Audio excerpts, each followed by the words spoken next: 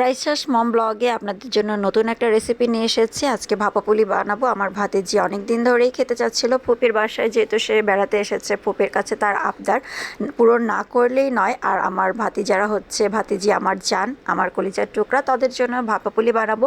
এদিকে আমি নিয়েছিলাম নারকেল, আরও নিয়েছি রাজশাহীর গুড় দিয়ে পিঠা বানালে অত্যন্ত মজা, যারা যারা খেয়েছেন তারাই জানেন। আমি এখন ভালো করে নারকেল আর হচ্ছে গিয়ে মিঠাইটাকে পুর বানিয়ে নিব, কারণ যতটা মিক্সড করে নিব পিঠা বানানোর জন্য ততটা ইজি হবে আর ততটা খেতে অত্যন্ত সুস্বাদু হবে। তাই এদিকে আমি দুইটা উপকরণ মিক্সড করে এখন আমি পুর বানিয়ে নিয়েছি। পুরটা আমি একটা বাটিতে তৈরি করে ফেলেছি। ছোট ছোট বাচ্চারা খেতে চেয়েছে, তারা ওয়েট করছে, তাই তাড়াহুড়া করছিলাম বানানোর জন্য।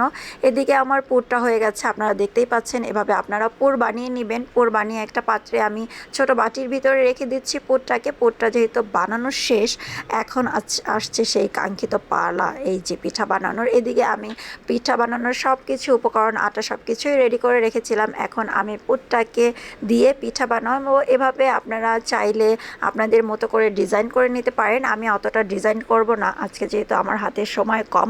আমি একদম সহজ পদ্ধতিতেই আপনাদের দেখাবো কিভাবে আমি আজকে বাসায় বসেই কোনো কিছু ছাড়াই ইজিলি একদমই ভাপা পুলিটা বানিয়ে থাকি।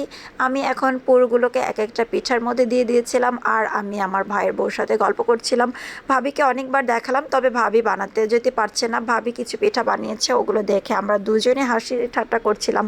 ননদ ভাবি বলে কথা, কি আর করার, অনেক দিন পর সময় পেয়েছি, দুজন ভাবি আমাদের বাসায় বেড়াতে এসেছে।